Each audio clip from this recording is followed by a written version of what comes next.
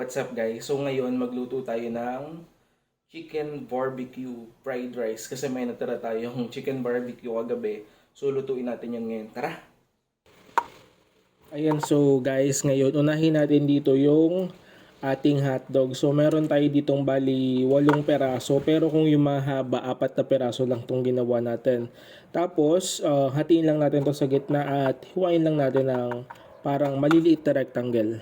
So ganun lang. Actually, kung ano yung gusto nyong hiwa, yun yung gawin nyo. Diba? Para mas madali tayo. So ganun lang po. Pagkatapos nito, set aside lang natin to.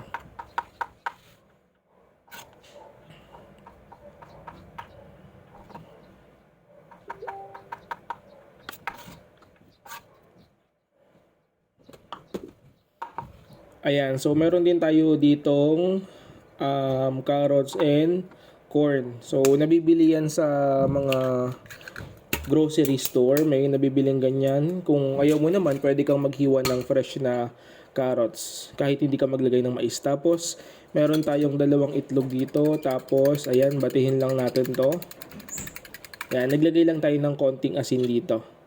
Ayan, so pagkatapos niyan ay hindi na tayo maghiwa ng garlic. So ginamit natin dito ay yung dried garlic na nabibili. Pero kung gusto mo namang gamitin yung sariwang garlic, walang problema. Ayan. Ito yung natira nating barbecue with lots of garlic sauce. So ilalagay natin yan para mas maging masarap yung sinangag natin. Ayan, so marami-rami din yan. Ayan. Yun no. Tapos meron tayo dito syempre yung hindi mawawala yung bahaw na kanin o yung tirang kanin. Yan, so durug-durugin lang natin dito, pinuhin natin, ganyan lang oh. Yan, okay na yan. Di ba? So ngayon naman ay magpainit tayo ng kawali at lagyan natin ito ng mantika. So sabay-sabay natin na dito, hindi natin gagawin yung ginawa natin dati na isa-isa. So, sunod-sunod na to, hindi na isang kawali na lang, dire-diretso na. Yan, so inuna natin dito yung ating hotdog. So, konting halo lang to. Pagkatapos nyan, susunod na agad natin yung ating carrots and corn na ilalahok natin.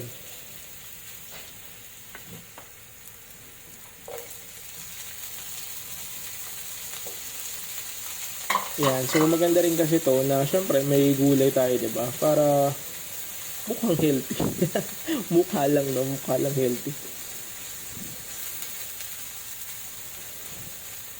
Ayan, so halo-haloin lang natin para sa ganoon, syempre ay maging balanse yung ating pagkakaluto dito sa dalawang ito. Saglit lang to, ayan.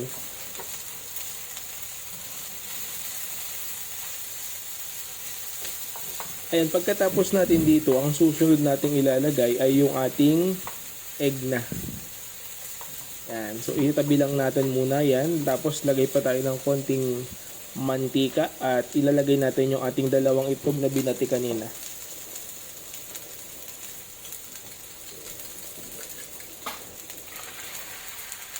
Yun. Ayan, so halu-haluin mo lang hanggang sa medyo maluto siya. Yan, kagandahan lang dito. Hindi siya dumidikit. Yan, tapos paghaluin mo na yung hotdog at itlog. Actually, ito pa lang oh. Pwede mo na tong itigil. Ulam mo na to. Pero syempre, tatapusin natin. Sinangag tayo di ba?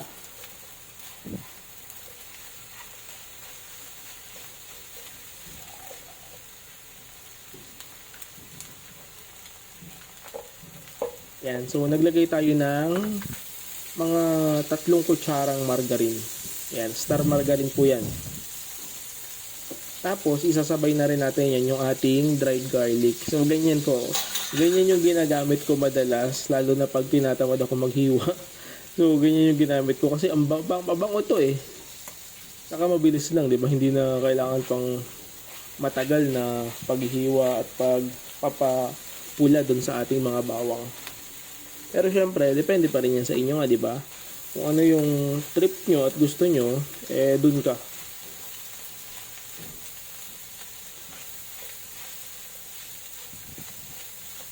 Yan.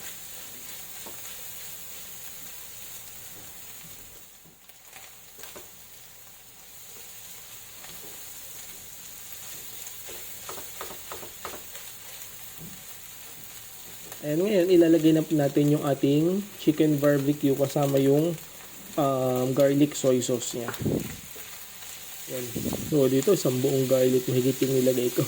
Yan, napasama na sa ating sinangag. Kaya mamaya, medyo magiging mapula ng konti yung ating fried rice. Tapos, isunod na agad natin yung ating bahaw na kanin. Kaning lamig ika nga.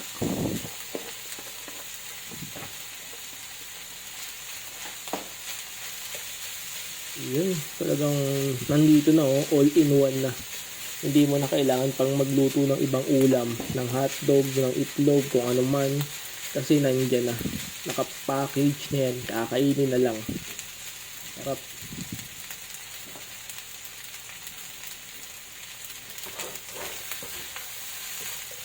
Ayan, so dito, konting halo-halo lang nito para sa ganon, magbalanse yung pagkaka-mix ng ating kanin, bahaw, saka dun sa ating mga nilagay na ingredients. And naglalagay din tayo dito ng konting asin. Konting asin lang naman, yun lang. Wala tayong ibang ilalagay, kundi asin lang. Yun lang po. Kasi naglagay na tayo kanina ng asin dun sa itlog, so konting-konti na lang ilalagay natin dito. Mga isang bote. Ayan, so medyo mapula na yung ating sinangag. Kasi gawa doon sa garlic soy sauce. Yan, so kapag may nakikita kang yung perang medyo buo-buo pa, ay durugin mo siya. Yan, ganyan. Oh.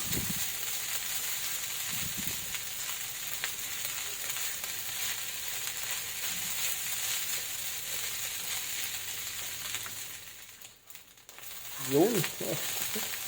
Parang adobo fried rice. Ang sarap.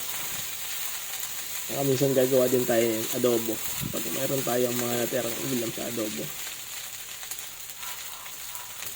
Ayan, so ganyan lang, 'di ba? So napakadali lang lutuin, napakasarap at napakasimple. So kung mayroon kayong mga natira, mga lechong manok, 'di ba, yung nabibili. Ayan guys, okay na yung ating fried rice with chicken barbecue. Yan, so tikman na natin. Ang bango.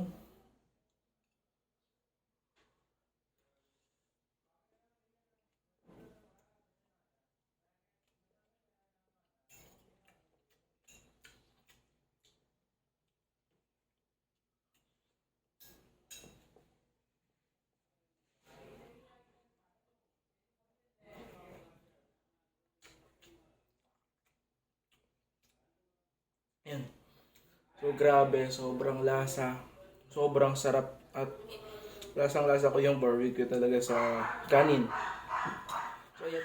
Ayan, so kung nagustuhan nyo itong chicken barbecue fried rice, subukan nyo na to. Kung mayroon kayong leftover din na chicken barbecue or ano man yung available sa inyo, pwede na rin yun para mas maging masarap ang breakfast nyo. So yun lang. So kung nagustuhan nyo itong video na to, huwag nyo kalimutang mag-like, mag-subscribe, mag-share, mag-follow sa aking YouTube and Facebook page. So maraming salamat and God bless you all. Bye-bye!